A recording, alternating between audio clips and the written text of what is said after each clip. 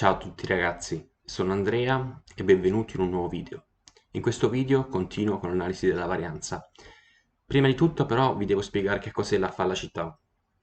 Data una misura generica x, questa misura può essere uguale a un valore medio, un valore misurato, più o meno un errore. Questo errore può essere dovuto a tantissimi motivi e si può calcolare in generale nei più svariati motivi. Se questo errore delta, diciamo, è nullo, allora possiamo dire che la nostra fallacità alfa è 0, ovvero non sto commettendo alcun rischio nel dire che x è uguale a x segnato. Caso estremo, se delta è uguale a infinito, cioè se questo intervallo è infinito, io commetterò un errore del 100% di alfa uguale 1 nel dire che x è uguale a x segnato. In generale la via intermedia è quella in cui delta è compreso tra 0 e infinito e la mia fallacità ha il valore alfa. Quindi alfa mi definisce un grado di errore che ammetto alla mia misura. Ok? Ora ritorniamo alla distribuzione di Fisher. Come vi ricordate, la distribuzione di Fisher-Snedecor, il valore f della distribuzione varia rispetto a tre parametri, rispetto al grado di libertà 1 e 2, nel quale vado completamente a cambiare la forma della funzione, ma varia il suo valore anche rispetto ad alfa, cioè all'errore, quindi alla percentuale di incertezza che ammetto. L'alfa non è altro che questo quantile, ovvero questa area sottesa oltre il valore 2. Quindi questa qua, per un valore del parametro f pari a 2, che sull'asse x, ho questa incertezza misurata da quest'area, dove ricordiamo l'area sottesa da questa curva è pari a 1, ovvero il 100%. Bene, ricordiamo che nel nostro caso precedente avevamo calcolato l'indice f tra il dado e l'insieme del dado truccato ed era molto elevato. Ora noi questo valore essenzialmente lo dobbiamo confrontare con il valore di f teorico misurato per i gradi di libertà che già conosciamo e anche il grado di fallacità che ammettiamo al nostro problema. Quindi, qual è il grado di libertà del numeratore? Ricordiamo la formula: f è uguale a n per la varianza delle medie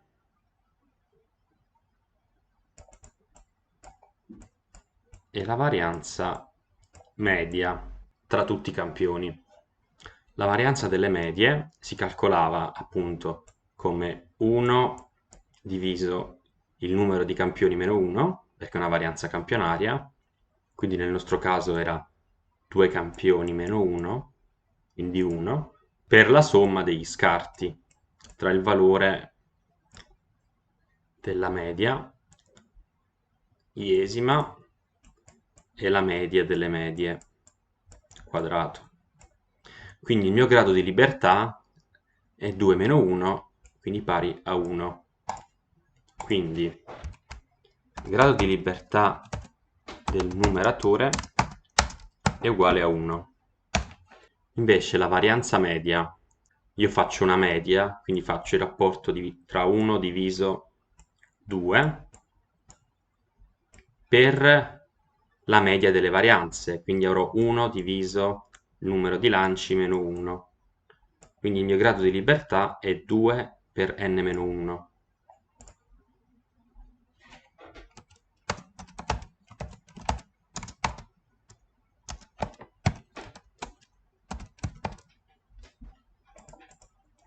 Una volta calcolati i due gradi di libertà, dobbiamo scegliere la nostra fallacità, cioè il grado di errore che ammettiamo. Nel nostro caso voglio ammettere un alfa pari a 0,05, cioè il 5% di errore. Per calcolarmi l'indice f, in passato esistevano le tabelle. Ora ci sono dei programmi molto comodi, per esempio SciPy. SciPy è una libreria molto grande che introduce tantissime funzioni matematiche. Tra queste, nella sottolibreria statistica, stats, c'è anche la funzione f, che si può calcolare in tantissimi modi, perché può essere normale, può essere cumulativa. Nel nostro caso che cosa ci serve? Dobbiamo calcolare nota l'area sottesa, nota la forma della funzione data dai due gradi di libertà, calcolare il valore a cui corrisponde quest'area, quindi il valore f. Per farlo, vediamo un po' la documentazione, ecco qua. Posso utilizzare questa qua perché ha come ingresso il quantile, quindi tutta la percentuale compresa tra qua e qua, la percentuale cumulata, perché questa qua è una funzione che ha come area 1, perché è una funzione di probabilità. Per cui utilizzo questa funzione f.ppf, dove il nostro quantile sarà, dato che noi abbiamo come alfa quest'area qua, sarà 1 meno alfa. Essenzialmente 1 meno alfa è la confidenza, mentre alfa è la fallacità. E poi abbiamo i gradi di libertà del numeratore e i gradi di libertà del denominatore. Questo qua è il nostro valore di f, detto anche f critico. Quel test dice che se il nostro indice di Fisher è maggiore del suo valore critico, cioè rispetto a questa da noi scelto, cioè noi abbiamo detto se questa diseguaglianza è vera, nel nostro caso è super vera, perché è molto maggiore 101 di 3, allora abbiamo il 5% di errore nel poter definire che i due campioni siano diversi. Ma noi vogliamo fare qualcosa di più, perché come vedete la disuguaglianza è molto grande, quindi si rischia di accettare un errore troppo grande, cioè 0,05.